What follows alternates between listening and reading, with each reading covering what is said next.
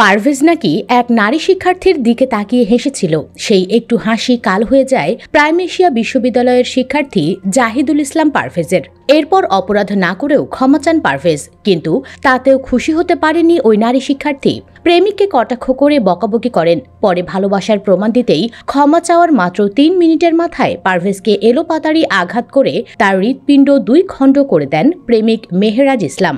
পরে ব্যাপক রক্তক্ষরণে মাটিতে লুটিয়ে পড়েন পারভেজ, চলে যান না ফেরার দেশে। শিক্ষার্থী জাহিদুল ইসলাম পারভেজ হত্যা মামলার প্রধান আসামি মেহেরাজ ইসলামকে গাইবান্ধা থেকে গ্রেফতার করেছে র্যাপিড অ্যাকশন ব্যাটালিয়ন অর্থাৎ র্যাব। এরপর তার থেকে এমনই চাঞ্চল্যকর তথ্য পাওয়া গেছে। একই তথ্য রিমান্ডে স্বীকার করেছে অপর আসামি বৈষম্য বিরোধী ছাত্র আন্দোলনের বনানী থানার যুগ্ম সদস্য সচিব হৃদয় মিয়াজি।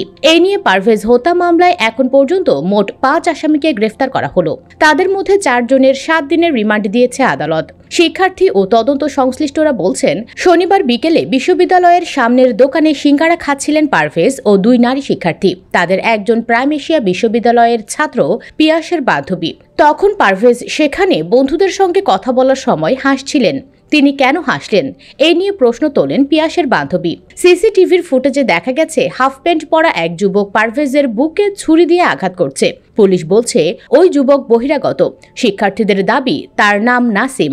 এ ঘটনায় ২০ এপ্রিল রাতে বনানী থানায় মামলা করেন নিহতের মামাতো ভাই হুমায়ুন কবির। ২৪ বছর বয়সী জাহিদুল ইসলাম বিশ্ববিদ্যালয়ের টেক্সটাইল ইঞ্জিনিয়ারিং বিভাগের ৩য় বর্ষের ছাত্র ছিলেন। তার বাড়ি ময়মনসিংহের ভালুকায়।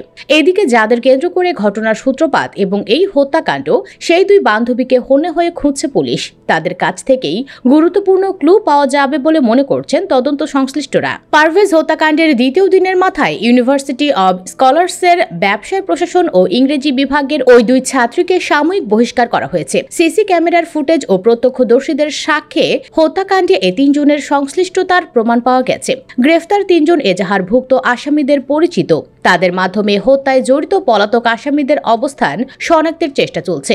বনানী থানার OC Mohammad Rasel Sarwar. University of scholars বিশ্ববিদ্যালয় সূত্রে জানা যায়, তদন্ত চলাকালে প্রক্টোরিয়াল কমিটির সদস্যরা বহিষ্কৃত ২ শিক্ষার্থীর সঙ্গে যোগাযোগের চেষ্টা করলেও সফল হননি। ফলে তাদের সরাসরি কোনো বক্তব্য পাওয়া যায়নি। বাহ্যিক পরিস্থিতি বিবেচনায় এবং তদন্তের স্বার্থে পুলিশি প্রতিবেদন বা চূড়ান্ত তদন্ত রিপোর্ট না পাওয়া পর্যন্ত তাদের ছাত্রত্ব সাময়িকভাবে স্থগিত থাকবে। মামলার তদন্ত অগ্রগতির কাজে ওই ২ ছাত্রীকে প্রয়োজন বলে মনে করেন পুলিশের তদন্তকারী কর্মকর্তারা।